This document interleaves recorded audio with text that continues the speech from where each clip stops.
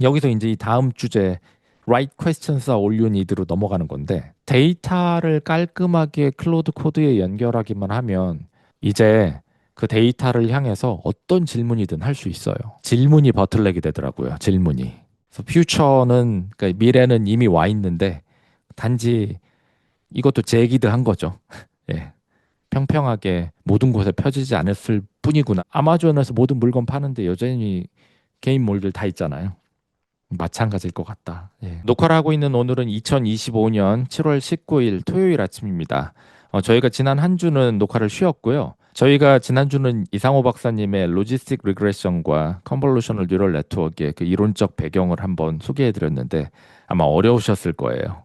CNN은 굉장히 어려우셔서 몇 분 아마 못 보셨을 거고, 근데 로지스틱 리그레션 부분은 사실은 우리가 딥러닝이라고 얘기하는 것도 어떻게 보면은 로지스틱 리그레션의 무한한 확장에 불과한 거기 때문에 그걸 이해하시면 뉴럴 네트워크의 어떤 본질을 이해하시는데 큰 도움이 되지 않을까 싶어서 저희가 굳이 소개를 한번 해드렸습니다. 네, 일반적인 강의는 아니었던 것 같습니다. 그렇죠. 네. 그래도 뭐 저희의 어떤 방향성과는 잘 맞으니까.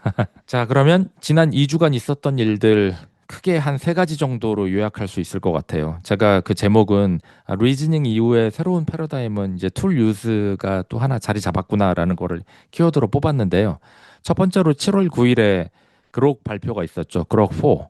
네. 그래서 요 내용들을 한번 살짝만 들어가서 한번 내용을 넘겨보면, 그죠? 그록 4가 얼마나 잘났는지 뭐 이런 거 설명하는 게 있는데 그 핵심적인 내용은 그록 3까지 자기네가 그 프리트레인을 엄청 늘렸다라는 자랑을 했었는데 그록 4에 있어서는 프리트레인을 늘린 거보다는 그 그록 3에 투입했던 프리트레인 양만큼을 포스트 트레인, 예, 리즈닝 스텝을 넓히는 데 사용했다. 그랬더니 어떤 변화가 있었느냐라는 것들이 이제 얘기인데 사용한 GPU는 한 20만 개쯤 되고 또 재밌는 게 뭐 그 사이에 효율화도 많이 했지만 매스와 코딩 데이터, 이 베리파이어블 트레이닝 데이터라고 여겨지는 대표적인 매스와 코딩 데이터 이외에도 다른 여타의 도메인으로 이 리즈닝 데이터를 늘리는데 많은 확장을 했다라는 얘기가 그냥 살짝 나가요. 뭐 기시감이 드는데요. 지금 레시피가 다 똑같은 다 느낌인 거죠. 똑같죠. 네. 그래서 그록4도 그렇고 챗GPT 에이전트도 그렇고 사실 키미 K2도 그렇고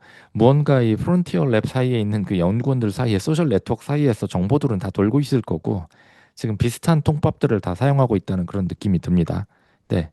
그렇게 했더니 뭐 성능이 굉장히 좋아졌다는 얘기죠. 그록4의 베이스라인의 성능도 굉장히 좋아졌지만 걔한테 툴을 주어졌을 때 뭐 휴메니티스 라스트 exam 이거 스코어가 뭐 44점까지 갔다. 그리고 툴을 주어졌을 때 툴을 안 주어졌을 때 어떤 차이가 있는지 뭐 그래프로 그려주고 또 이 부분이 저희가 오늘 언급할 세 가지 부분에서 다 공통적으로 언급하는 부분인데 네이티브 툴 유스란 얘기를 많이 하거든요. 지금까지 우리 펑션 콜링이나 툴 유스나 이거는 뭐 오래전에 소개된 개념이니까 계속 잘 써왔는데 실무에서 이런 툴 유스를 쓰다 보면 이게 거지 같아요. 예. 제대로 된 툴들을 못 부르는 경우가 굉장히 허다합니다. 예, 뭐 고급 모델이 됐건 저급 모델이 되었건 그래서 걔가 어떤 넌 디터미니스틱한 그런 특성 때문에 툴들이 제대로 안 불리고 뭐 이러던 부분들을 위해서 굉장히 많은 휴리스틱을 썼어야 됐거든요. 에이전트의 구조를 이렇게 구분한다든지 프롬프트를 특정하게 어떻게 쓰면은 그 콜이 잘 불린다든지 아니면 그 툴 디스크립션과 아규멘트나 이런 부분들을 좀 더 디스크립티브하게 하거나 뭐 하거나 이런 것들을 해서 한다든지 이런 뽀록들을 조합하고 조합해서 그것들을 만들었는데 이게 해보니 지들도 이거 문제가 있다라고 느낀 거죠. 그래서 이 네이티브 툴 유스 이 부분이 이제 키미 K2 부분에서 조금 더 자세하게 말씀은 드리겠지만 공통적으로 저희가 그냥 인스트럭트 모델, 프리트레인에다가 어떤 휴먼 프레퍼런스를 제공하는 RLHF만 해서 인스트럭트 모델을 내놨었고 그게 GPT-4였는데 O1, O3가 거기에 리즈닝을 어떻게 할 것인가라는 그걸 만들었지 않습니까? 그렇죠. 그렇죠. 그 전에는 뭐 저희가 소위 뭐 체이닝이라는 걸 통해서 이 하니스를 통해 가지고 만들던 거를 그냥 내재화를 통해서 인센티바이즈를 통해서 모델 자체가 그냥 리즈닝을 쭉 할 수 있도록 만든 건데 똑같은 기법을 툴 유스에도 쓴 거죠. 그렇죠. 지난주에 노엄 얘기했던 거 짚었을 때도 비슷한 얘기 있었죠. 비슷한 방향성이었죠. 네. 근데 이제 이 부분에 대해서 그록이나 뭐 오픈 AI는 그냥 짧게 넘어가요. 그리고 사실 지난 O3 발표할 때도 툴 유스 부분도 reinforcement learning을 이용해서 뭘 많이 했다라는 얘기를 살짝 했었고, 그래서 예, 그걸 했을 때 얼마나 이렇게 퀄리티가 증가하는지에 대한 예제들을 이제 좀 보여주는 거고, 그리고는 이제 그록 4 헤비는 뭐 별도의 모델이 아니라 그록 4를 클로드 코드처럼 에이전틱하게 컨커런트하게 붙였을 때 어떻게 성능이 지나가는지, 이게 이제 나름의 하니스를 또 만든 거죠. 그래서 성능이 훨씬 더 증가하더라 뭐 이런 것들 좀 보여주는 거고, 그렇게 해놨더니 뭐 GPQA나 저희가 아는 그 유망한 그런 벤치마크들에서 성능들이 다 뭐 탑을 찍었다 뭐 이런 자랑을 한 거고. 요새는 그래프를 잘 안 보게 되더라고요. 그런가 보다 하고. 워낙들 높으니까 수치가. 네, 벤치마크를 익스플로이트 하는 경우들이 저는 굉장히 많이 있다라고 생각합니다. 작은 크기의 모델 가지고 예를 들어 뭐 트릴리언 모델보다 벤치마크가 훨씬 우수하다, 이런 것들은 약간은 의심을 가지고 바라볼 수밖에 없어요. 예, 벤치마크에 오버핏이 돼 있구나 뭐 이런 의심이 좀 생기는 거죠. 그래서 아크 AGI, 승주님이 굉장히 오래전에 소개해 주셨던 그런 제너럴한 뭐 이걸 풀면은 AGI 인정 뭐 이런 일종의 벤치마크인데, 네, 원은 정복됐다고 보고 이제 투가 나온 거죠. 네, 투의 성능도 훨씬 좋아졌다. 뭐 그리고 뒤에 내용들은 이제 별게 없습니다. 네. 그러고 나서 저희가 7월 12일에 이제 키미 K2가 발표가 됐죠.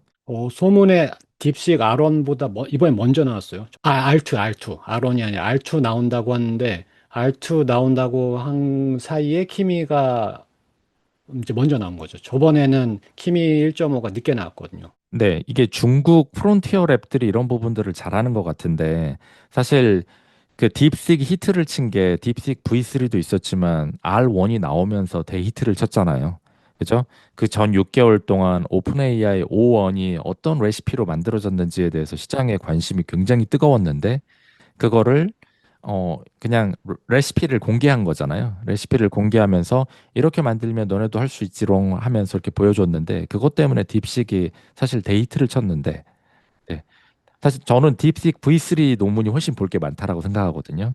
그리고 V3 논문 이외에 걔네들이 뭐 한 뭐 며칠 동안 하나씩 발표한다라고 하면서 발표를 했는데, 그 내용들 하나하나가 다 굉장히 의미 있는 것들이고 너무 재밌는 것들이었는데, 저희가 다루기에도 사실은 굉장히 어렵고 그리고 굉장히 많은 수학적인 그런 것들을 내포하고 있었는데, 저는 이제 결국은 그 컴퓨트 에피션시거든요. 어떻게 하면 더 컴퓨팅을 줄일지 뭐 이런 부분에 대한 것들이었고, 딥식 V3 페이퍼는 좀 철이 지났지만 언제 한번 저희도 더 깊게 리뷰할 필요는 있다라고 생각합니다. 근데 이제 키미 K2는 딥식 V3 모델 그 아키텍처 그냥 그대로 가져다 쓴 것 같아요. 예. 가져다 썼고 뭐 엑스퍼트의 개수만 조금 다르고 뭐 이런저런 게 좀 다른 것 같은데, 그 부분까지는 저도 자세하게 들어가지 않았고. 기본적으로 MO이죠.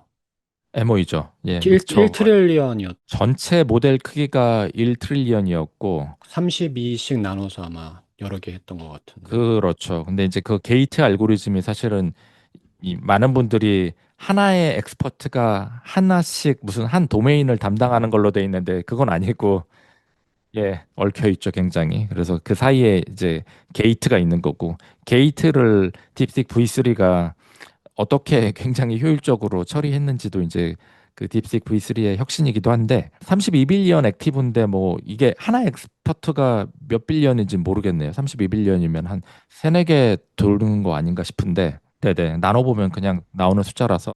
추론이 아니라 그냥 시스템 원 쪽의 모델인 거죠. 리즈닝 안 하고 이번에 K2는. 예, 리즈닝 안 하고 대신 그 툴 유수 부분에 훨씬 더 내재화시킨 부분들을 잘했다라고 하는 부분이죠. 그래서 얘네가 그 뭐 다 벤치마크 소개는 그냥 뻔하게 나오는 거고, 요새는 이런 거 잘 안 보게 되긴 해요, 솔직히. 그래, 좋단 얘기구나. 오케이. 음. 근데 이제 유스 케이스로 들어주는 것들이 대부분 우리가 얼마나 툴을 내부적으로 그 잘 부르는지에 대한 거예요. 그죠? 네. 그래서 요 내용들을 보면은 저희가 엊그제 봤던 챗GPT 에이전트에서 썼었던 내용들이랑도 맥이 굉장히 맞닿아 있어요. 네. 그리고 심지어 뭐 게임도 만들어지고 터미널이랑 다 붙여놓으면은 이건 아마 모델이 혼자 하진 않았을 거고 또 하니스를 좀 붙인 것 같은데, 그 이렇게 깔끔하게 그냥 결과물들 다 나온다. 그래서 트위터 타임라인에서 좀 화제가 됐었던 게 마인크래프트 요 그죠? 이 보일러플레이트를 그냥 얘가 혼자 프롬 스크래치로 썼다. 뭐 이런 것들이 좀 얘기가 돌았었던 것 같고. 네. 벤치마크들이 있는데 이 부분은 그냥 뭐 좋다 하고 넘어가겠습니다. 근데 이제 이 친구들이 두 개의 포인트로 한 게 하나가 이 뮤온 옵티마이저고, 근데 저는 이 부분은 그래 뭔지 알겠어. 그냥 뭐 어텐션 로짓을 스무딩하는 어떤 무언가를 만든 것 같은데 새로운 옵티마이저인데 이 부분은 승주님이 이따가 조금 소개를 한번 해주시고 결과적으로 이 옵티마이저를 썼더니 이 트레이닝하는 이 로스 커브가 떨어지는데 예쁘게 떨어지더라. 뭐 그냥 갑자기 뭐 그라디언트가 확 뭐 익스플로드 하거나 뭐 죽거나 뭐 이런 경우가 없이 예쁘더라라는 얘기를 했던 거고 그 저는 굉장히 재밌게 본 부분이 이제 에이전틱 캐퍼빌리티스 요 부분인데 아까 초두에 말씀드린 것처럼 지금에 있는 모델들 뭐 소넷이 되었건 아니면은 그 제미나이 2.5 플래시나 프로가 되었건 그걸 가져와서 저희가 에이전틱 애플리케이션들을 많이 만들잖아요. 저희 회사도 만들고 굉장히 많은 회사들이 그러한 구조로 AI 애플리케이션을 만드는데 필연적으로 안에서 굉장히 많은 툴콜을 할 수밖에 없어요. DB를 가져온다든지 뭘 가져온다든지 내부의 툴을 부르거나 외부의 툴을 부르거나 이렇게 하는데 그것들을 하는 과정들이 상당히 좀 바보스럽거든요. 뭔가 기민하게 못 불러요. 그리고 부른 것들에 대해서 해석을 하고 실패한 경우, 성공한 경우 다음에 어떤 것들을 해야 되는지에 대한 약간 트레이닝이 덜 돼 있다라는 느낌을 얻는데 이 부분을 얘들이 해결을 한 것 같아요. 해결을 한 것 같아요가 아니라 그록이라든지 뭐 오픈 AI라든지 프론티어 랩들은 이미 다 하고 있는 것들에 대해서 마치 예전에 딥시기 R1 퍼블리쉬 하면서 좀 약간 스타성 화제를 모았듯이 키미 K2 페이퍼가 아직은 안 나왔는데 아마 나오게 된다면 요 툴 유스 레인포스먼트 러닝을 어떻게 구성했고 데이터셋을 어떻게 만들었는지 부분에 대한 게 페이퍼의 아마 메인이 될 것 같아요. 레시피 공개 같은 느낌이겠네요. 레시피 공개가 될 것 같아요. 그리고 저 역시 그걸 매우 기대하고 있고. 근데 로직은 똑같습니다. 예전에 그 딥식 R1이 보여줬었던 어떻게 리즈닝을 하면 되는지 해서 그 데이터셋을 많이 만들었잖아요. 예. 데이터셋을 많이 생성하고 그 부분에 이제 GRPO나 그 이 알고리즘을 사용하면서 핵심은 verifiable reward가 확실하게 존재하는 수학이라든지 코딩 도메인에 있어서 답을 맞추면 강화하고 답이 틀리면 그거를 이제 뭐죠 강화하지 않는 방식으로 해서 그거를 이제 컴퓨테이션을 막지하게 무지막지하게 투입해서 답을 낸 건데 툴 유스도 똑같아요. 네, 결국 요 그림이 저는 핵심인 것 같은데 결론만 얘기하면은 다양한 도메인들에 대해서 실제 존재하는 툴들도 가져오고 또 가상의 툴들도 자기네들이 많이 디파인해서 수많은 시나리오들을 다 신세릭 데이터로 그 툴 유스 케이스들을 다 만들었단 얘기거든요. 그래서 에이스 벤치라는 그 페이퍼에서 어느 정도는 영감을 받았다고 하는데 제가 에이스 벤치 그 데이터셋 다운로드 해보니까 그냥 한 8개 도메인에 대해서 이 툴 유스 케이스를 성공 실패 뭐 이런 걸로 양을 늘려놨더라고요. 예, 에이전트들끼리 이거 툴을 잘 쓰는 과정을 정제된 데이터화를 합성했다는 얘기잖아요. 그렇죠? 네, 데이터셋을 만들고 근데 그 데이터셋들이나 만들어진 시나리오들이 어떤 건 좋을 거고 어떤 건 꽝일 거고 그런 것들을 다시 LLM을 통해서 저지해 가지고 살아남는 그런 데이터셋들을 쭉 만들었다는 이야기를 하는 거죠. 그렇죠. 제목이 라지 스케일 에이전틱 데이터 합성. 그러니까 에이전틱하게 데이터를 만들었다는 얘기가 되게 어떻게 보면은 V3가 아론 만든 그런 딱 느낌인 거잖아요. 그렇죠. 이거는 아마 모델에 뭐 내재화한 그런 건 아니고 그 사실 리즈닝처럼 뭔가 인센티브를 주고 계속 모델을 인센티바이즈 한 거라기보다는 이 그렇죠. 데이터셋을 만든 거죠. 네. 그래서 이제 필터드 데이터 이걸 잔뜩 만든 다음에 요거를 프리트레인 데이터셋에 그냥 넣겠죠. 네. 넣었더니 얘가 툴 콜링 하는 게 훨씬 좋아졌더라. 재밌는 거는 여기 사이에 뭐 이볼브라는 표현들이 페이퍼가 나오면 이 부분에 대해서도 훨씬 더 정확하게 되지 않을까라는 생각이 들고, 그래서 그 데이터셋을 가지고 이제 모델을 포스트 트레인 하는 과정에 이제 투입을 한 것 같아요. 제가 아까 저는 이제 두 가지 가능성을 보는데, 저 필터드 데이터셋을 프리트레인 셋에 다 넣었거나, 혹은 그냥 그 데이터셋을 가지고 이 모델을 그 포스트 트레인 과정에서 레인포스먼트 러닝 하면서 가정하면서, 예, 그 답에 가면 강화하고 아니면 예, 강화하지 않는 방향으로 계속 인센티바이즈를 했을 겁니다, 아마. 예, 여기 제너럴 레인포스먼트 러닝을 했다고 하니까. 그렇죠. 요것만 봤을 때는 이제 포스트 트레이닝만 한 것 같지만 이제 혹시라도 프리 트레이닝 단계에도 썼을지도 모르겠다라고 추정해 본다는 거죠. 네네. 근데 그 두 개를 동시에 하는 거는 사실 벤치마크에 답을 주는 거니까 아마 프리트레인 데이터에는 안 썼을 가능성이 높겠네요. 저는. 그렇죠. 그렇겠네요. 네, 논리적으로는 그런데 이 트레이닝 레시피라는 게 논리로만 떨어지지 않는, 걔네들만의 그 이걸 요만큼 요걸 요만큼 했더니 제일 잘 되더라라는 그런 레시피들이 있을 겁니다. 그리고 그런 노하우들이 사실은 랩들의 뭐 일종의 해자잖아요. 그 부분은 저도 전문가가 아니기 때문에 약간 발을 빼야겠네요. 네네. 그래서 저는 이제 개인적으로는 키미 K2가 곧 페이퍼로 한번 좀 히트를 치겠구나라는 생각이 들고, 그리고 그 다른 미국의 프론티어 랩들은 그 부분을 그닥 뭐 이렇게 드러내고 싶지 않아 하는 것 같아요. 어제 있었던 챗 GPT 에이전트죠. 얘는 이제 한글 페이지도 다 만들어 놨더라고요. 예. 이거는 유튜브로 한번 보시면 아시겠지만 오픈 AI가 이미 런칭했었던 딥 리서치와 오퍼레이터, 예, 그렇죠. 예, 그 두 개를 퓨즈를 해놓은 거죠. 네. 그냥 그 두 개의 퓨즈예요. 그렇게 해놨더니 굉장히 많은 일들을 똑똑하게 잘하더라. 예. 인간이 브라우저를 통해서 할 수 있는 거의 뭐 대부분의 일들을 할 수 있다라는 얘기를 하는 거죠. 근데 복잡한 얘기를 하기보다는 컨슈머 레벨에서 사용할 수 있는 그런 얘기들을 좀 이번에 라이브 스트림에서 많이 했던 것 같아요. 뭐 PPT를 만든다고 하여튼 일상에 도움이 되는 뭐 그런 정도에서. 맞습니다. 그래서 이 부분이 이제 커뮤니티에서 많이 좀 혼돈스럽고 하는 부분인데, 오픈 AI가 이 챗GPT 에이전트를 발표하면서 얘를 굳이 모델을 네이밍하는 스킴을 안 썼단 말이에요.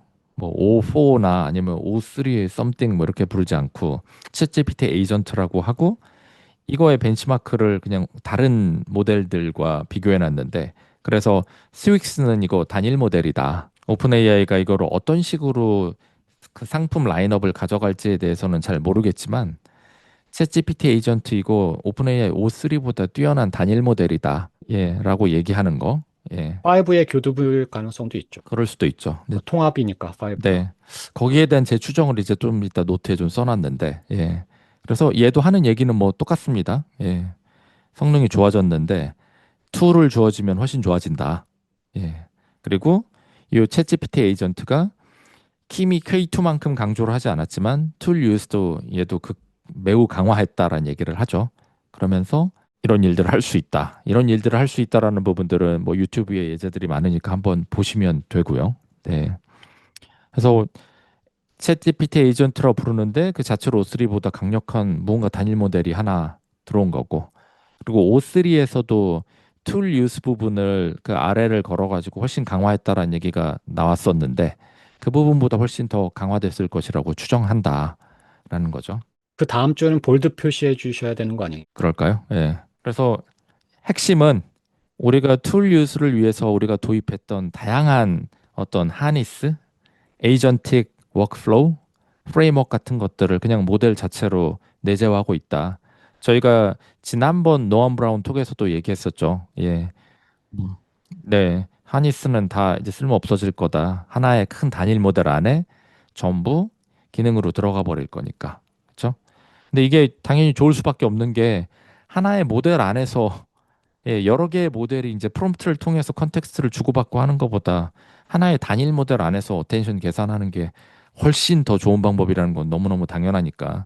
근데 기존 모델들이 그 툴 유스 플로우를, 툴 유스하는 시나리오를 잘 못 썼기 때문에 이게 저희가 쪼개고 뭐 하고 할 수밖에 없었던 건데 이렇게 되면 뭐 훨씬 좋아질 것 같다라는 생각이 들고요. 그래서 저희도 아직 그 페이퍼들이 정확하게 얘기하진 않지만 모두들의 관심사가 그 수학과 컴퓨터라든지 그 수학과 코딩이라든지 이렇게 명확하게 답이 나오는 verifiable 도메인은 그냥 reinforcement learning을 통해서 서칭하는 서치 프로블럼으로 전환하면 이건 다 해결할 수 있다라는 거에 대한 뭐 인식은 명확하게 생긴 것 같고 그럼 non-verifiable이라고 불리던 영역들 그런 영역들을 어떻게 verifiable을 도입하느냐라는 부분들에 대해서 모델에 인센티바이즈하는 방법론이라든지 데이터셋을 제너레이트하는 방법론 등으로 이 계속 그 확장을 하고 있는 것 같아요. 그록4도 자기네 페이퍼에서 그 두 개의 도메인이 아닌 다른 멀티 도메인을 사용했다는 얘기도 많이 나오고 키미 K2도 그 다양한 도메인 몇 개의 도메인이라고는 얘기는 안 나오지만 도메인에서 이 부분들을 데이터셋을 제너레이트 했다라는 얘기도 나오고 있죠. 그리고 전 그 제이슨 웨이라고 오픈 AI의 연구자였는데 비싼 값에 이제 엊그제 메타로 이적을 하신 COT 제안했던 분이죠. 네, 구글에서 체인 오브 서트 논문 처음으로 썼던 사람이죠. 네.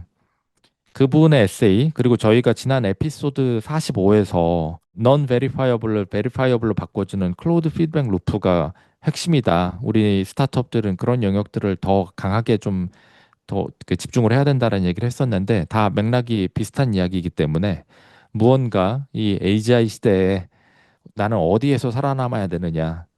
라는 단지 서비스 레이어가 아닌 본질적인 어떤 AI 경쟁력을 원하시는 분들은 저 두 개의 어떤 그 링크를 한번 좀 살펴봐 주시기를 부탁드리고요. 자, 그래서 이제 제가 약간 이제 생각 실험을 여기서부터 조금 진행해 봤거든요.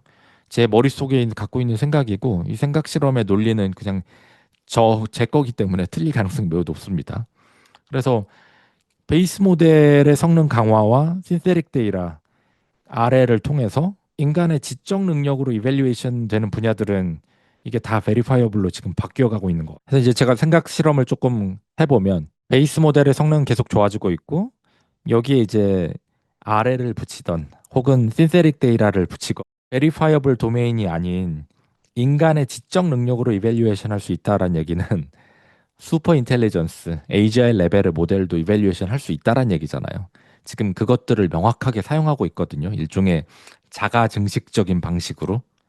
예, 자신의 베이스라인의 어떤 강점에 기반해서 테스트 타임 컴퓨터를 투입하고 거기에서 무언가가 나오면 그걸 다시 자신의 베이스라인에 그 내재화하는 이런 방식으로 지금 셀프 에볼루션을 하고 있잖아요. 그래서 이 루프 그렇죠. 끌어올리고 있는데 이 루프에 들어가지 않는 것만 살아남겠구나. 뭐 이 부분 이제 뒤에서 조금 더 얘기를 하고 그리고 베이스 모델 자체가 사실 지금은 한 1년 정도 GPT-4와 이후에 베이스 모델 자체의 능력은 지금 우리가 막 와우 할 만큼 튀고 있진 않잖아요. 기술적으로 불가능해서라기보다는 그 오더 오브 매그니튜드를 못 키워서일 가능성은 또 있죠. 예, 맞습니다. 정확하게 승주님이 말씀하신 부분이 전 맞는 것 같고요. 예. 이게 무언가 모델의 크기나 거기에 필요한 프리트레인의 데이터 양이 지금 다음 오더 오브 매그니튜드로 못 넘어가고 있는 수준이다. 그러나 그게 넘어가면 또 한 번의 어떤 대도약, 퀀텀 점프, 립이 일어날 거라는 거에 대해서는 프론티어 랩에 있는 사람들은 다 컨센서스가 좀 있는 상황이다라고 신정규 대표님이 저희 예전 다른 단톡방에서 한번 얘기를 해주셨던 부분이 있고, 예, 그렇기 때문이지 프리트레인이 고원에 이르러서 끝난 건 아니다. 그게 정확한 표현이다라고 신정규 대표님이 한번 지적을 해주셨고, GPT-5가 이제 그걸 한번 보여주려고 하는 게 아닌가라는 게 이제 저의 개인적인 추측입니다. 그러면 이러한 트렌드가 돌고 돌고 돌면은 결국은 샘 알트만도 똑같은 얘기를 하고 있고 노엄 브라운도 똑같은 얘기를 하고 있고 우리가 지금 하니스로 구현하고 있는 모든 것들은 다 원, 빅, 싱글, 프론티어, 유니파이드 모델이 다 내재화하게 될 거잖아요. 야, 그래서 궁극적인 도착점은 결국 여기로 갈 텐데 그 구간에서 일어나는 일들을 명확하게 잘 캐치하는 게 우리가 살아남는 방법이겠다. 그러니까 모두가 타이밍 싸움 하고 있는 것 같거든요. 그리고 큰 모델이 있으면 큰 모델이 작은 모델을 또 잘 만들죠. 같이 가는 거기 때문에. 네, 그렇죠. 그래서 이제 그 다음 챕터의 생각 실험으로 이제 자연스럽게 넘어가는 건데, 근데 이제 그 전에 곁다리로 그로기 컴패니언 모드를 발표했잖아요. 예, 유튜브에 가서 보시면 그록 4하고 애니 이렇게 검색하시면 예, 어마어마하게 콘텐츠가 늘어나고 있더라고요. 예, 다른 데서는 안 할 거를 하더라고요. 그렇죠. 일론 머스크스럽죠. 네. 자, 그래서 이제 그 생각 실험을 조금만 더 진행해 봤어요. 왜냐하면 저도 도대체 어떻게 살아야 될지 모르겠거든요, 요새. 예. 뭔가 좀 시대를 디파인하는 일종의 무언가 가이드가 저 스스로도 있어야 회사에서 사람들한테 우린 이걸 해야 된다라고 얘기를 할 텐데. 그래서 그런 부분들을 얘기하기 위해서 생각 실험들을 한번 진행을 해봤는데 미치도록 불안하지만 지금 제일 재미있는 시기를 살고 있는 건 확실한 것 같다. 네. 자, 그럼 결국 원 싱글 유니파이드 모델이라고 쓰고 AGI라고 읽든지 뭐 슈퍼 인텔리전스라고 읽든지 그건 뭐 개인의 자유인 것 같고 그게 의미하는 바가 뭘까? 그럼 앞서 얘기했던 것처럼 우리가 얘기했던 소위 우리만의 가지고 있는 프로프라이어터리 데이터셋 이것도 인간이 이밸류에이션 할 수 있는 영역이면 이것도 회자가 아닐 것 같다. 네. 사실 그런 부분들 우리가 또 뭐 데이터셋이 중요해요라고 하지만 슈퍼 인텔리전스는 그 데이터셋을 다 학습하는데 그냥 물어보면 데이터셋 다 만들어줄 거거든요. 네. 그런 식으로 사실은 저희가 뭐 새 프론티어 모델이 나오면 조그만 랩들이 데이터셋 그렇게 뽑아내는 용도로 API 많이 썼거든요. 지금도 쓰고 있고. 네. 그런 시대인데 그래서 저는 시대를 한번 규정해 보면 이것도 약간 볼드체로 써놨는데 지금 우리는 승주님이 에피소드마다 말씀하시죠. 제기드 인텔리전스에다 프론티어 모델들은 들쭉날쭉 어떤 분야에선 이미 AGI고 어떤 분야에선 아직 바보인 예, 그 바보인 영역들을 얘들이 채워가고 있는 건데 제기드 인텔리전스와 하니스의 결합의 시대를 지내하고 있구나. 이 하니스들은 노원 브라운의 말처럼 이 일시적으로 사용될 애들인데 일시적으로 사용되는 거의 의미는 없지 않다. 매우 크다. 그 하니스들 중에 잘 되는 것들이 대표적으로 클로드 코드나 그럭포 햅이나 뭐 키로 아마존에서 발표한 거 저 아직 써보진 않았는데 이런 것들인 것 같아요. 샘 알트만이 챗GPT 에이전트 그 소개하는 동영상에서 이런 말 했거든요. 챗GPT 에이전트 일하는 거 보고 있으면 필드 AGI라고 AGI 모멘트를 느낀다. 뭐 마이크로소프트의 계약 때문에 밑장을 까는 건지 이런 건지 모르겠지만 예, AGI가 달성됐다라고 하면 계약이 끝나잖아요. 이런 얘기들을 이제 하고 있고 저 역시 클로드 코드를 진짜 매일은 못 쓰지만 2, 3일에 한 번씩은 꼭 얘랑 노는데 AGI를 느낍니다. 클로드 코드 포 파이낸셜이라고 며칠 전에 타임라인 나왔는데 얘들이 한 며칠 사이에 코드자를 뺐어요. 예.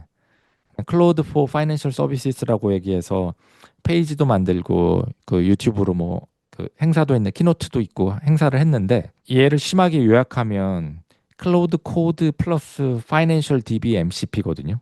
거기에 파이낸스 스페시픽한 프롬프트들이 여기저기에 잔뜩 붙어 있겠죠. 네. 그거가 뭔지는 모르지만 근데 얘가 의미하는 것들을 보면요. 야, 이 훨씬 좋은 모델과 훨씬 큰 컴퓨터를 갖고 있는 애들이 이 하니스웍들을 하면서 이게 나오기 시작하면 기존에 그 위에 있었던 회사들은 그냥 순식간에 블로운 아웃 되는구나, 없어지는구나. 근데 뭐 지금 문득 드는 생각이 사실 MCP가 커뮤니케이션 프로토콜이긴 하지만 결국에는 크게 퉁치면 일종의 툴이잖아요. 그래서 지금 이게 다시 그 아직은 내재화되어 있지 않은 외부의 툴을 잘 콜링하게 하는 맥락이죠. 야, 하니스죠, 결국은. 네. 그래서 제가 저희 회사에서도 오타너머스 컴퍼니가 저희 회사의 비전이라고 말씀드리고 회사 내부에 굉장히 많은 비즈니스 로직들이 에이전틱 워크플로우로 써져 있다라고 말씀드렸었는데 저희 이거 클로드 코드로 지금 다 바꾸고 있거든요. 네. 그냥 해보니까 클로드 코드에다가 DBMCP 붙이면 끝나는 문제다. 네. 그래서 저희 내부적으로는 정말 심심치 않게 엔지니어들이 클로드 코드 is all you need란 표현을 이메일에 심심치 않게 쓰거든요. 근데 제가 한 번 더 이렇게 약간 좀 생각해 보게 되는 부분이 툴을 불러 쓰는 것들이 지금 내재화되고 있는 추세가 확연하게 패턴으로 드러나고 있잖아요. 근데 그거를 일반화해서 아직은 내재화하지 않은 툴이더라도 툴을 불러 쓰는 거를 삑사리 내지 않고 잘하게 되는 능력을 획득하면 MCP 같은 아직은 외재화되어 있는 도구들도 잘 쓰는 전이가 일어나지 않을까라는 생각이 문득 드는 거죠. 네, 그럴 수 있고요. 근데 이제 회사 내부에 있는 데이터들은 밖에선 구할 수는 없는 거니까 제가 무언가 너무 결과론적인 이야기를 말씀드렸지만 사실 현실은 굉장히 지저분해요. 이 회사 내부에 있는 데이터가 깔끔한 MCP 툴로 전환되는 게 핵심이거든요. 그쵸. 그거를 해야 되는 거죠. 지금은. 근데 그게 거의 대부분의 회사의 가장 큰 버틀렉이에요.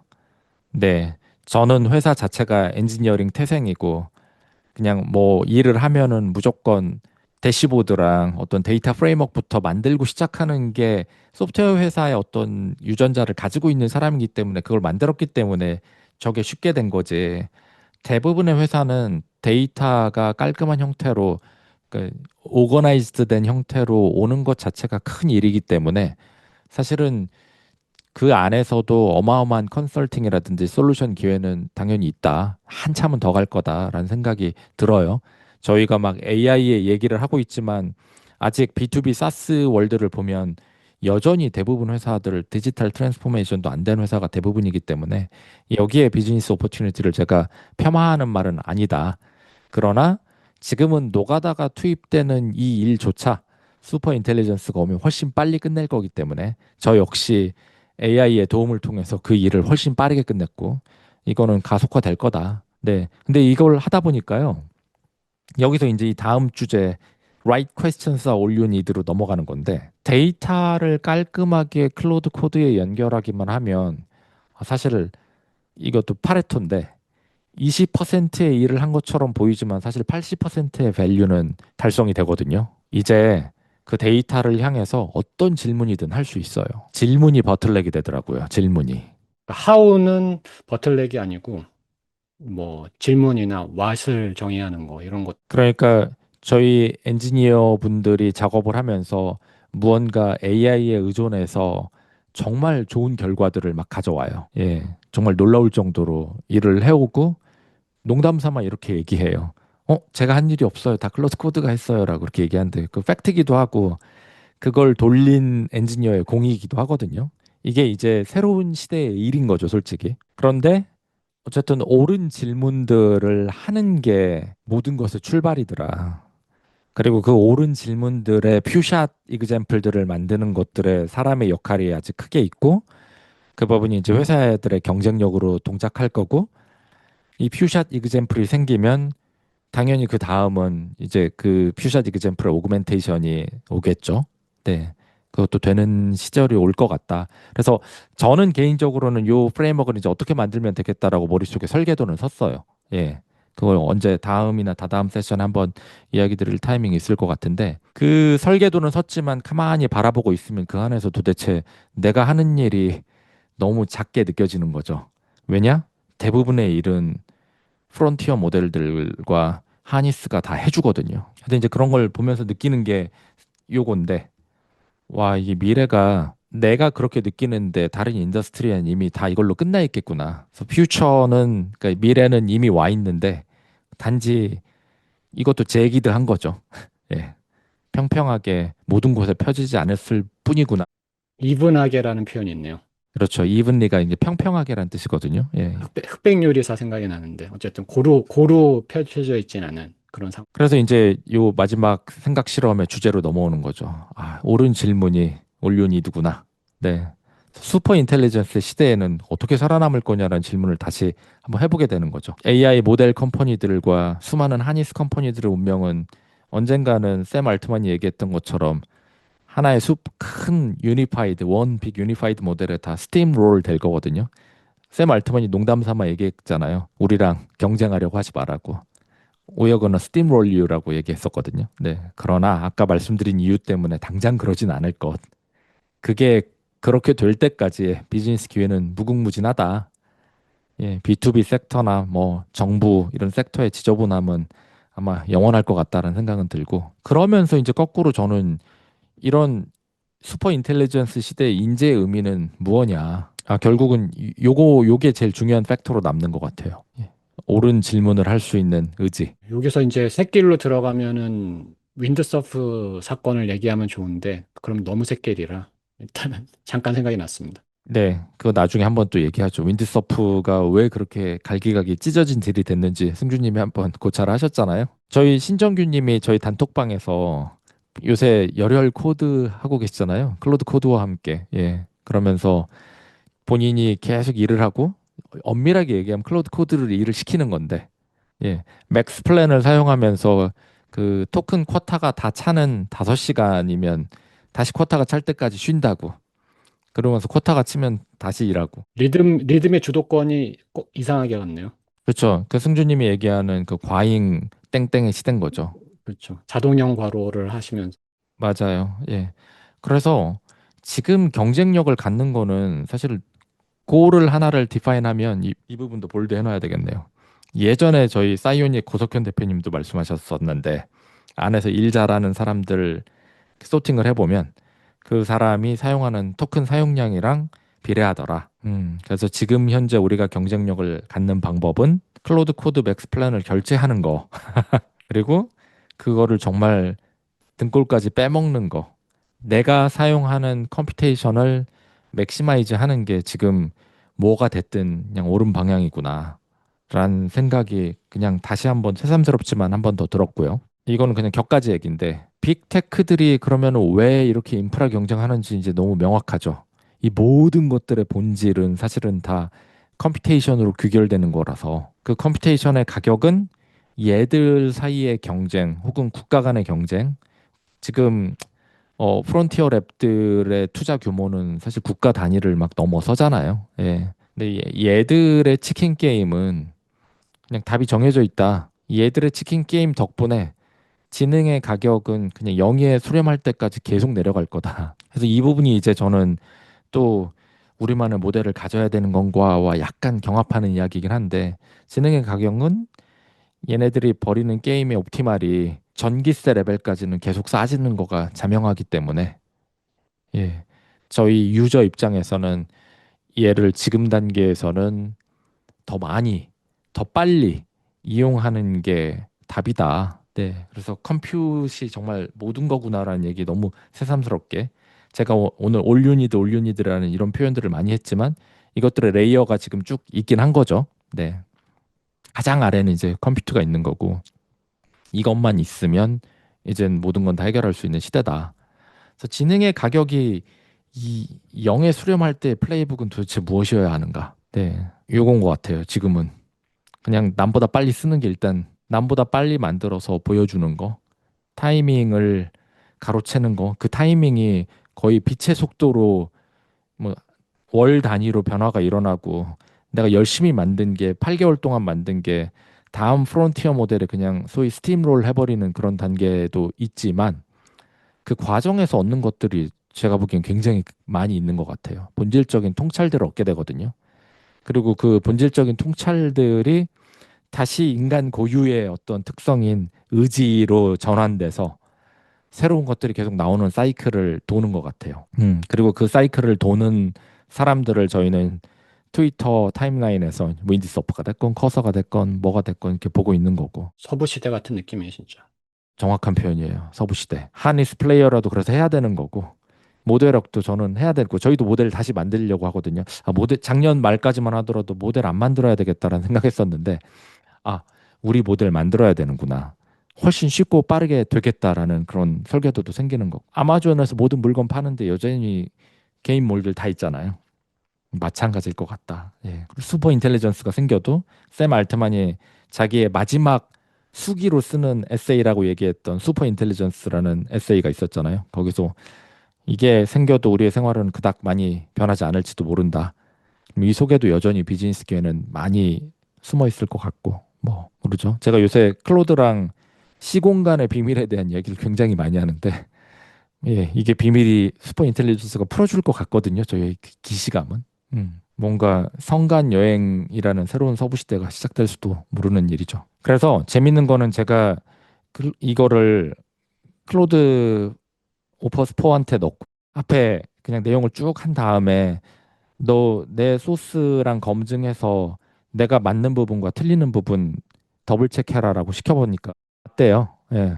가슴을 쓸어내리게 오 제가 요새 이런 식의 프로세스를 많이 하는데 제가 생각 실험을 해가지고 저 혼자 무언가 논리를 만들면 컴퓨터의 도움 없이 그걸 다시 프롬프트에 집어넣고 얘가 못 본 부분들을 보게 하거든요. 네.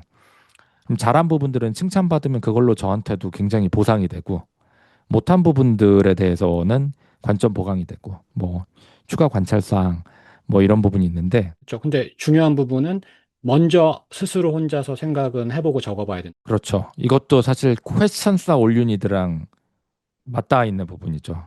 좋은 프롬프트를 집어넣지 않으면 그 단문으로 답한 거에 얘가 좋은 답을 낼 수는 없는 거죠. 예, 그래서 저희가 농담 삼아 얘기하지만 이 모델의 캐파시티는 그것을 사용하는 인간의 캐파시티에 제한된다라는 얘기를 제가 그냥 체스터의 법칙이라고 얘기하면서 그냥 얘기하고 다니는데 그렇죠. 근데 중요한 건 이거예요. 나보다 훨씬 우월한 너한테 물어본다. 지능의 가격이 0이 되는 시대에 도대체 어떤 목표를 설정해야 될까라고 하는데 이 내용이 저는 되게 괜찮아서 제가 이거를 그냥 링크에도 걸어놨거든요. 지능이 무료가 되면 질문의 질이 이퀄 답변의 질이다. 문제 정의가 곧 문제 해결이다. 왜를 묻는 능력이 그걸 하면 된다라는 것과 똑같은 능력이다라는 게 이게 저는 여기에서 약간 좀 살짝 뼈 때려 맞은 듯한 너무 당연한 얘기인데. 네. 그래서 인간만이 할 수 있는 거에 집중해야 된다. 뭐 의미와 가치의 창조자, 맥락과 뉘앙스의 해석자. 그러면서 이 뒤에 익스피리언스 디자이너가 되라가 이제 승주님이 좀 이따 말씀해 주실 내용이랑 저는 연결이 돼 있는 것 같은데 예, 경험의 시대 등등등 이 아래 있는 부분들은 뭐 그냥 뻔한 내용들이니까 한번 읽어보시면 될 것 같고 아 결국은 대단히 인간적인 부분들로 그냥 연결되는구나라는 생각이 좀 들었어요. 네, 그래서 네, 제 오늘 내용은 이걸로 끝인데 이게 요번 주 한 요번 주 동안 있었던 생각 실험입니다. 그러니까 끊임없이 정보가 흘러 들어오기 때문에 생각을 멈추기가 어려워. 맞아요. 네. 제 이번 주에 아팠어요, 심지어. 3일 동안 감기 몸살 걸려가지고 침대에 누워 있었는데 누워 있으면서도 끊임없이 저 유튜버들 다 틀어봤거든요. 약간 살짝 우울증이긴 해요, 진짜. 주화인마 오지 않게 조심해야 됩니다. 맞습니다. 네. 이러다 잘못하면 미칠 수도 있겠구나라는 생각이 요새 조금 듭니다. 네. 자, 승주님, 예, 그럼 재밌게 봤습니다. 여기서 넘기고 요것과 연결되는 이제 다음 세션으로 바로 가보겠습니다. 그리고 이미 중복된 내용이 많기 때문에 정성님이 말씀해 주신 거에서 이어받아서 일부 어, 상당히 공통되는 부분이 있고요. 그래서 디프만 한번 보도록 할게요. 그래서 그 앞에서 얘기해 주신 키미 K2에서 저는 재밌게 본 부분이 일단은 요 류 시모 씨라고 지금은 파알이랑 일을 하시고 다시 국내 스타트업으로 돌아오실 것 같긴 한데요. 그분이 작년에 뮤에 관련된 얘기를, 뮤원에 관련된 얘기를 많이 하셨어요. 타임라인에. 근데 여기 보면은 이게 옵티마이저를 업데이트할 때 더 컴퓨터를 쓰는 방식. 그러니까 이것도 결국에는 그 비터 레슨을 따르는 원칙이다라는 거고, 그게 이제 원래는 이쪽 그 계열의 옵티마이저가 작은 모델에만 됐었는데 큰 모델에서도 안정적으로 할 수 있게 더 많은 컴퓨터를 썼는데도 불구하고 안정적으로 쓸 수 있게 한 게 좀 핵심이었던 것 같고요. 그다음에 제가 이제 그 K2에서 주목했던 거는 이 부분이었던. 그래서 이게 데이브 실버와 리처드 서튼이 경험의 시대라는 거를 그 포지셔널 페이퍼를 4월에 썼는데 거기에서 영감을 얻었다라는 얘기가 있었어요. 그래서 그거를 좀 되짚어 보려고 이것도 아까 그 정선님 소개해 주신 거에 저도 이제 번역을 좀 해왔었는데요. 검증 비대칭성과 검증제 법칙. 그래서 그건 관심 있는 분들이 한번 자료에서 살펴보시면 좋을 것 같고 경험의 시대와 설계의 시대라는 비교적 최근에 발표가 있었어요. 그러니까 그 이후에도 뭐 여기 보면은 경험의 시대에 오신 것을 환영합니다. 인간 데이터만으로 충분한가? 경험으로부터 배우는 거 그것이 핵심입니다. 등 튜링 어워드 스피치 그러니까 튜링 어워드 받고서는 했던 이야기부터 일련의 시리즈들이 있는데 그거의 조금 압축판이자 확장판이 이 경험의 시대와 설계의 시대인 것 같아요. 경험의 시대만이 아니라 설계의 시대도 좀 짚었거든요. 그래서 그거를 이게 내용이 많아서 다 짚지는 못하겠지만 슬라이드를 쪼개가지고 이제 번역과 이렇게 짜깁기를 해놨습니다. 그래서 제가 예, 몇 가지만 좀 짚으면은 AI가 자신의 1인칭 시점의 경험으로부터 학습하는 시대로 접어들게 될 거고 그게 더 강력할 것이다. 그래서 지금 그동안 해왔던 이야기의 같은 버전인 것 같아요. 그리고 그거에 대한 논리들을 푸는데 계속 얘기해 놓은 기존의 고품질 데이터가 소진되었기 때문에 지금의 방식이 아니라 다른 방식이 필요하다. 그것은 마치 지능의 나머지 절반과 같다. 근데 지식을 갖추려면 많은 것을 알아야 하지만 그 지식을 습득할 능력 또한 있어야 한다. 그래서 교과서를 해서 지식을 얻는 방식이 아니라 지식을 생성할 수 있는 지능의 일부가 없는 셈이기 때문에 그걸 해야 된다. 라는 거가 이제 경험의 시대에 관련된. 그래서 결국에 이게 하는 말이 새로운 지식을 생성할 수 있는 경험의 시대.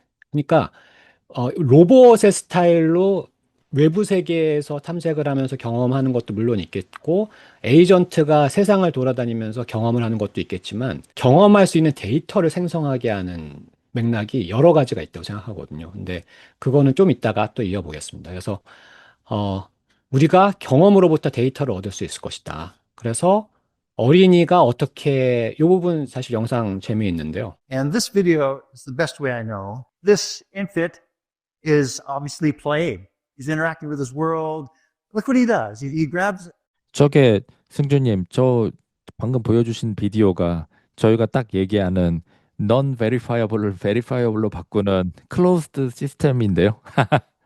네, 그 속에서 reinforcement learning을 하고 있는 거네요, 지금. 그렇죠. 그래서 여기 설명을 보면은 아이는 자신이 주의를 기울이는 대상과 상호작용하는 대상을 선택함으로써 자신의 데이터 스트림을 제어하고 있습니다. 따라서 아이의 데이터 스트림은 시간이 흐름에 따라 자신이 학습해야 할 것에 더 적합한 형태로 변해갑니다. 이것은 유아기 학습에 중요하며 평생에 걸쳐 중요합니다. 그래서 이런 아날로지를 가지고서는 그 외의 다양한 사례들을 조금 더 풀어주세요. 그래서 경험이 중요하다. 그래서 경험주의적 관점이란 것은 세상과 신호, 즉 감각과 행동을 교환하는 무엇이다. 그리고 지식은 경험에 관한 무엇인 것이다. 학습은 그리고 경험으로부터 일어난. 에이전트는 자신의 입력 신호, 특히 보상을 예측하고 제어할 수 있을 만큼 지능적이다. 좀 전에 아이의 아날로지가 있는 거죠. 아이가 경험을 선택한다고 했잖아요. 뭘 탐색할지. 그래서 이게 결국에는 지능이 지능을 끌어올린다거든요. 그래서 다른 동물의 그 아이가는 못하지만 인간의 아이는 할 수 있는 부분이 있잖아요. 그래서 이게 약간 지능이 지능을 끌어올리는 부분이 좀 있습니다. 그래서 에이전트를 통해 흐르는 데이터 스트림에 초점을 맞춘 관점이 이 경험주의적 관점이다라는 부분을 짚었고 그게 이제 지금 이러한 우리가 거쳐서 컴퓨터 유저, 알파 프루프 이런 시대가 이미 era of experience, 그러니까 경험의 시대가 시작한 셈이다. 그게 2024년부터 시작됐다. 라는 거가 이제 포지셔널 페이퍼의 주 논지예요. 근데 사실 이게 그 전까지의 서튼의 이야기였습니다. 그래서 경험의 시대에 진입을 했다. 근데 그거를 조금 더 철학적으로 푸는 거가 이번에 약간 추가가 돼 있더라고요. 그래서 총 세개를 짚어요. 그래서 경험의 시대가 왔다. 그 다음에 AI의 우주적 철학. 근데 이게 정성님의 고민 아까과 상당히 맞닿은 얘기들이 이게 뭐 좋은 일일까 나쁜 일일까 일자리를 뺏을까 쓸모없게 만들까 우리 침략자일까 자식일까 우리일까 그 불안감 AI를 축복해야 할까 한탄해야 할까 뭐 이런 그러니까 대가도 이런 얘기를 하는 거죠. 그런 대가의 입에서 이런 얘기들이 나올 시점인 것 같고 이게 오랜 시간 걸쳐 이루어져야 할 대화라고 생각하면 앞으로도 계속될 것이다. 그러면서 한스 모라백의 통찰, 모라백의 역설이라는 게 있잖아요. 기계한테 너무 쉬운 게 인간한테는 어렵고 인간한테 너무 쉬운 게 기계한테 어려울 수 있다. 뭐 그런 얘기가 있는데 모라백 얘기 전에 커즈와일 얘기를 먼저 짚네요. 지능은 우주에서 가장 강력한 현상이다. 우주의 한 구석에 지능이 존재하고 지속되며 우주를 변환시킨다는 것은 정말 강력한 일이다. 그래서 이게 우리 자신을 이해하려는 위대하고 영광스러운 목표다. 그러니까 지능을 이해하는 거. 그리고 지능을 이해하려면 지능이 있어야 되거든요.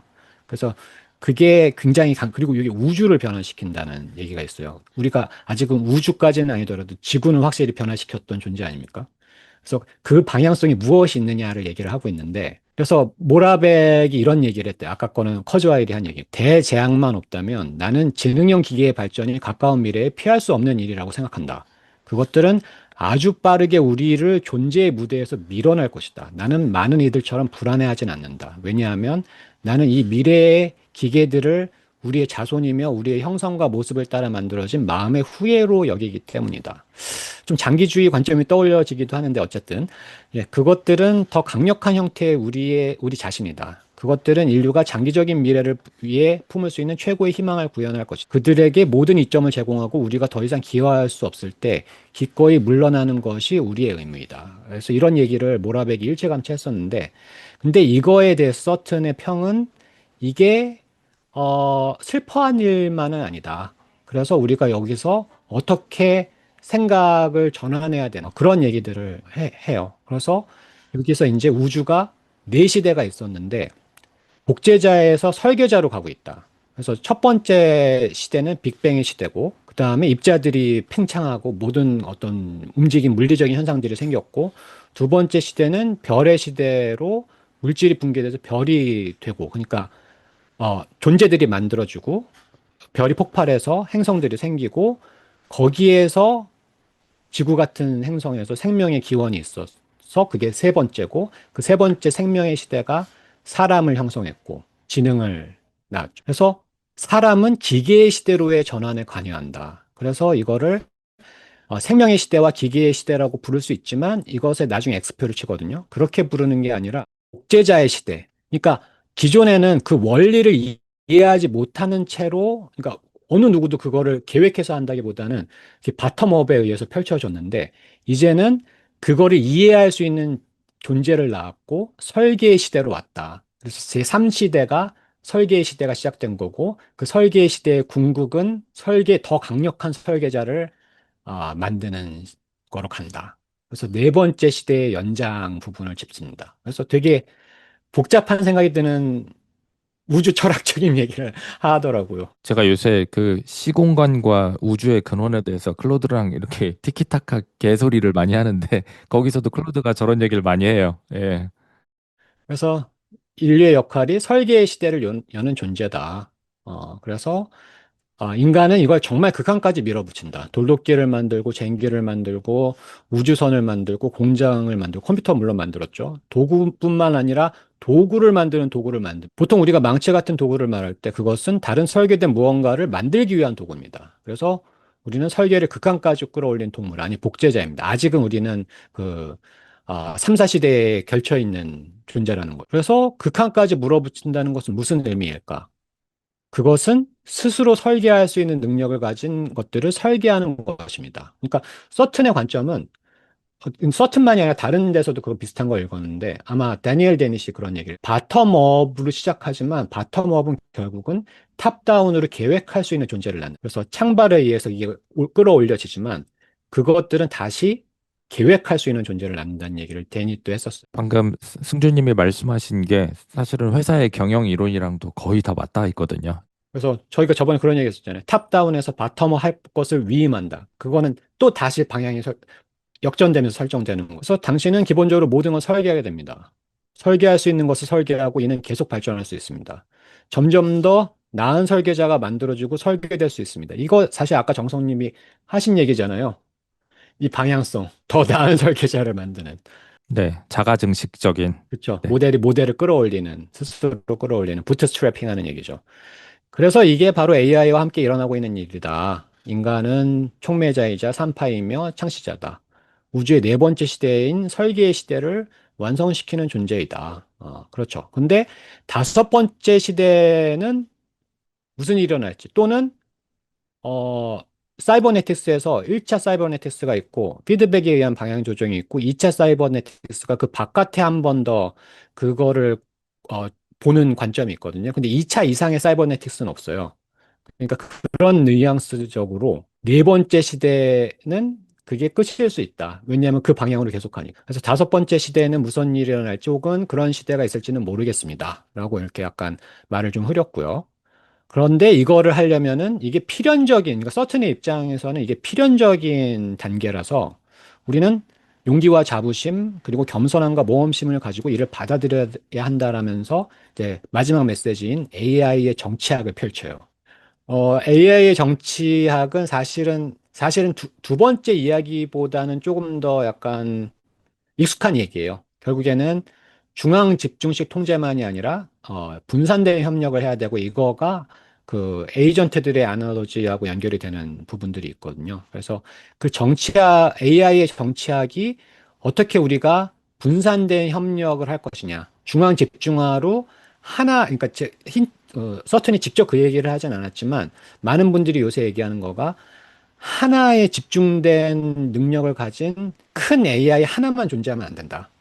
비등한 것이 분산되어 여러 개 존재해야 된다. 그래서 그런 어떤 견제의 상황, 다이나믹을 만들어내는 상황이 있어야 된다. 뭐 그런 얘기도 하고 그러는데요.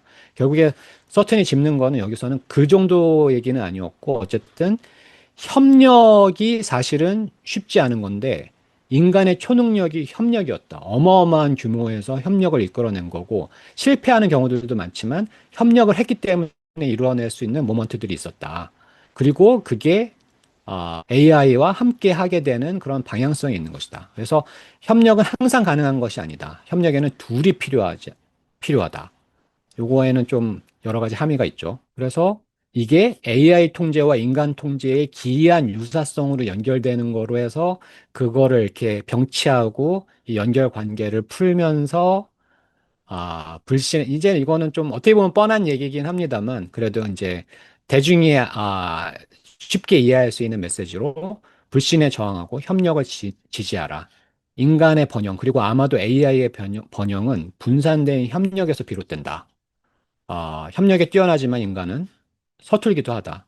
항상 협력이 가능한 건 아니지만 세상의 모든 좋은 것, 우리의 모든 기술, 모든 상호작용, 모든 교육, 모든 것이 협력에서 나온다. 그래서 그거를 어떻게 더 건강하게 제도화할 수 있는지를 우리가 계속 민감하게 바라보고 누가 비협력을 외치는지, 누가 집중식 통제를 요구하는지 그런 것들에 저항해야 된다. 그리고 그게 AI의 상호작용에 대한 주장을 바라보는 유용한 렌즈가 될 것이다.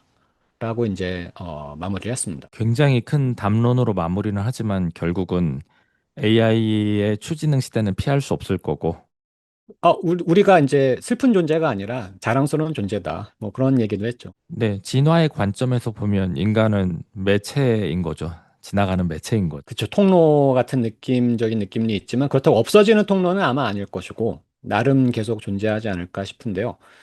그 얘기는 또 한참 또 다른 얘기라서 좀 건너뛰고 챗GPT 에이전트 말씀해 주셨고 제가 사실 오늘 마지막에 소개하고 싶은 거는 요겁니다. 그원이라는 분을 저는 이제 드와케시가 또 그원을 리스펙하거든요. 그래서 그원이라는 인물도 되게 중요한 얘기를 많이 했다고 생각하는데 이번에 LLM의 백일몽이라는 글을 썼어요. 그래서 이것도 전문을 번역해내서 한번 읽어보시면 좋을 것 같은데 제가 몇 가지를 바깥으로 좀 빼왔어서 백일몽이라는 게 약간 우리 뇌에 멍 때릴 때 작동하는 디폴트 모드 네트워크에 비유를 해요. 그러니까 창의적인 것, 우리가 잠을 잘 때도 뇌는 항상 에너지를 쓰고 있잖아요. 그때도 뭔가를 연결하는 작업들을 하고 그 다음에 멍 때리고 있을 때, 그러니까 일에 집중했을 때 흥미로운 아이디어가 나오기보다는 약간 다른 모드에 있을 때 흥미로운 아이디어가 그거를 어떻게 의도적으로 할 수 있을까? 왜냐면 현재의 LLM은 그게 부재하고 있기 때문에 그거를 할 수 있는 방법에 대해서 백일몽 루프라는 거를 제안을 하는 거예요. 그래서 그냥 계산 자원을 많이 써가지고 AI가 멀리 있는 개념상들을 지속적으로 그 관계를 연결하게 하는 모드를 그래서 그런 걸 만들면 그게 다시 시스템의 메모리에 피드백이 되어 이후에 시스템 2나 시스템 1이 작동할 때 그 씨앗이 될 수 있게 하는 거. 그리고 여기에는 상당히 많은 계산 자원이 쓰일 것이다. 백일몽 세금이라는 개념을. 그래서 그 백일몽 세금에 대한 거를 사실 지금의 5원 이후에 출원 모델이 나오는데 노엄 브라운 말고 엔트로픽에 있는 앤디 존스의 논문도 많이 회자가 되거든요. 그리고 이거를 XAI의 이고 바라도 같이 언급을 했던 게 2023년쯤이었어요. 여름 2023년 7월 정도에 그런 얘기를 했었는데 그게 결국에 앤디 존스의 인사이트는 이거예요. 기존 데이터를 다 소진한 뒤에도 성능을 더 끌어올리려면 모델이 해결해야 할 문제 난이도 자체를 키워야 한다. 그래서 보드게임의 크기를 늘려가면서 실험해서 문제를 더 어렵게 만들어 가면서 능력을 끌어올리는 방식, 계산을 쓰는 방식으로 그 논문을 쓴 게 있는데, 그거를 어떻게 LLM에 쓸 수 있을까를 그 세 회사에서 다 고민을 했던 거죠. 그 연구자. 그래서 이 그원의 얘기는 파워 유저 연구자 또는 자율 에이전트만이 백일몽 세금을 지불하려고 할 것이다. 그래서 백일몽 세금이 뭐냐 하면은 대형 모델이 끊임없이 스스로를 재조합해 새로운 아이디어, 데이터를 만들어내도록 돌리는 과정에서 발생하는 막대한 연산 자본 부담을 비유한 말이다. 라고 이제 이거가 오쓰리가 해석한 거예요. 그원의 말을. 근데 뭐 지금 빅테크들이 이 인프라 경쟁을 하는 것도 요구하고 싶은 거잖아요. 그쵸. 근데 이게 지금 그원의 논리는 이거를 서비스로는 결코 내보낼 수 없을 것이다. 너무 계산 자원이. 그래서 아까 정선님 짚어주셨듯이 어떠한 큰 모델이 있으면은 그거가 데이터를 생성해내고 아까 키미 케이트도 그거였잖아요. 합성 데이터를 에이전틱하게 합성 데이터를 만들어내고 그거를 이제 다시 학습하게 하는 건데 그 꿈의 공장을 만드는 게 무엇이 될 수 있다가 그원의 관점이에요. 그래서 그원이 한 얘기는 이 어마어마한 그 백일몽을 꾸듯이 또는 잠을 자듯이 그 계산 자원을 써서 먼 거리에 있는 개념을 에이전틱하게 연결해내는 면서 생성해낸 좋은 경로들의 데이터들을 만드는 것은 이게 공개가 되지 않고 따라서 같은 품질의 범위의 데이터를 얻으려면 똑같이 수십억 달러 규모의 계산을 재현해야 된다. 이게 해자가 될 수 있다. 그리고 여기서 중요한 점은 당신이 무엇을 물어봐야 할지 모른다는 것. 이게 아까 정성님이 질문이 중요하다라는 거가 똑같이 여기서 등장하는 건데 뭘 떠올리게 할 것이냐. 그리고 그게 어떠한 좋은 경로들을 만들어낼 것이냐. 이게 너무 중요하다. 이게 무엇이다라는 거를 그원이 짚어요. 네. 슈퍼 인텔리전스에 인풋 아웃풋을 연결한 하니스를 만들어주면 지금 방금 이 시스템이거든요. 음, 스스로 영원히 자가 증식할 거라서. 근데 여기서의 지금 포인트는 그냥 딱 정해진 도메인에서의 그 어떤 A, B를 넣고 그 도메인 사이에 의미 있는 거를 연결하는 생성이 아니라 상당히 의외의 것, 템퍼레처들이 높은 것들 사이에서도 그 의미, 그러니까 그게 어떻게 보면 창의성인 거잖아요. 전혀 생각지도 못한 거에서 의미 있는 것들이 큰 모델이 그거를 의미를 만들어내면 그거를 데이터로 쓸 수 있다. 그리고 그거에는 굉장히 큰 모델을 확보하면 그걸 더 잘할 수 있겠다. 그리고 걔네들은 느릴 것이다. 그리고 어마어마한 계산을 투자해야 되기 때문에 이 꿈의 공장을 만들고 그 꿈의 공장이 어, 외부에는 절대 공개하지 않지만 생성해낸 데이터 자체가 해자다라는 것을 짚습니다. 그래서 제가 이제 되게 간추려가지고 LLM의 백일몽이라는 걸 좀 짚어봤는데요. 그원의 이거는 아직 확신이 아니라 추측이에요. 그원은 빅테크에 속한 인물이 아니잖아요. 그냥 사색을 하고 그런 거에 생각을 하고 그쵸. 그러니까 오픈 AI 외부에서 오픈 AI 직원들도 눈치채지 못한 그 스케일링 하이퍼시스를 얘기를 해가지고 굉장히 유명해졌던 분인데 그분이 추측컨대 결국 소비자가 누리는 빠르고 저렴한 AI의 그러니까 값이 0에 수렴하는 그 빠르고 저렴한 AI의 배경에는 보이지 않는 곳에서 천문학적 비용이 연소되는 비싼 꿈의 공장이 존재한다. 요거는 O3의 해석입니다. 그거는 조금 더 여백이 있게 썼어요. 근데 그거를 이 부분을 이제 O3가 한번 풀어준 거고요. 네. 메타도 그렇고 일론 머스크도 그렇고 구글도 그렇고 오픈 AI도 다 이 인프라 경쟁을 하는 것도 슈퍼 인텔리전스가 나오면 뭔가 지금 뭐 생명의 근원, 우주의 신비, 양자역학의 어떤 뭐 통일장 이론 이런 거 다 만들어서 이게 어마어마한 IP가 될 거라는 그런 믿음이 있는 것 같아요. 그렇죠. 근데 그거를 일반 유저가 경험하기 전에 그런 모델을 끌어올릴 수 있는 느린 모델들을 이제 가지고 있을 것이다가 이제 구원이 추측하는 바였던 것 같고요. 그래서 제가 언제 한번 이렇게 제 실험 같은 걸 했을 때, 실험을 소개해 드렸을 때 되게 먼 이야기들을 이어보는 작업을 한동안 했었다고 했잖아요. 그래서 그런 것들이 좀 연상이 돼서 제가 이제 그때 대화를 나눴던 거가 무작위적인 사건을 제시하고 의미 있는 연결이 존재한다고 가정하면 모델이 그걸 잊게 하는 거를 좀 연습을 해본 게 있었는데 그게 마침 구원이 한 얘기랑 약간 연결이 돼서 재밌었던 것 같습니다. 그래서 일단은 뭐 여기까지가 준비한 내용인데 최근에 또 이 장강명 작가님이신가요?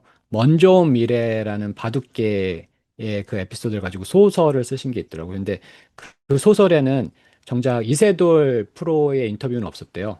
근데 그 이세돌 프로의 이야기가 그 유튜브 채널 중에 그 매니신 김대희 씨가 한 꼰대이 채널에서 인터뷰를 했는데 그 인터뷰를 보니까 이거를 먼저 겪었던 분들의 어떤 소회나 그런 것들이 그러니까 여기서 자신은 바둑을 예술로 배웠는데 이제는 더 이상 그러니까 새로운 어떤 그 방향 같은 거를 제시하는 거를 할 역할이 없는 것 같다. 그렇기 때문에 내가 다른 쪽으로 간다.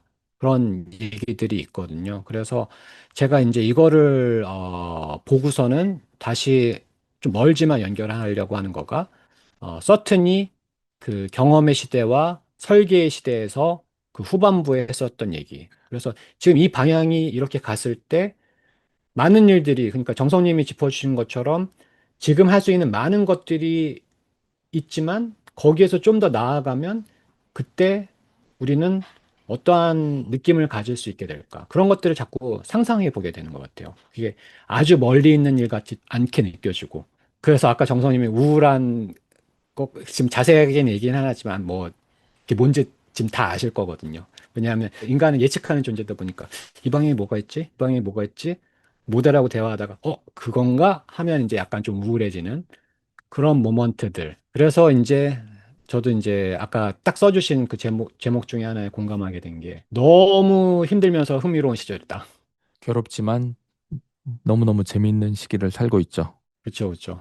그래서 그런 얘기까지. 근데 저희가 보면은 매주 비슷한 얘기로 마무리하는 것 같아요. 반복하고 있어요. 지금 예. 여러 번 새로 오시는 분들도 같은 얘기를 비슷한 맥락 메시지를 받으실 수 있게 반복하는 것 같습니다. 그때 새 소식들을 가지고 항상 저희가 떨어지는 어떤 본질적인 결론은 언제나 똑같은 곳에 지금 몇 번을 이렇게 가는 걸 보니까 그만해야 되려나 봐요, 저희. 근데 이제 뭐 좀 실천 쪽을 얘기를 해야지 추상적이지 않고 구체적이 될 것 같습니다. 네, 다시 코딩 좀 하시죠, 저희. 그렇죠. 코딩하고 그런 걸 좀 해야 되겠습니다. 네, 클로드 코드의 시대에 저희도 빨리 동참하죠, 또. 예, 알겠습니다. 오늘 또 재밌는 이야기, 재밌는 생각 실험 또 아침에 즐거웠습니다. 예, 저도 재밌었습니다. 감사합니다.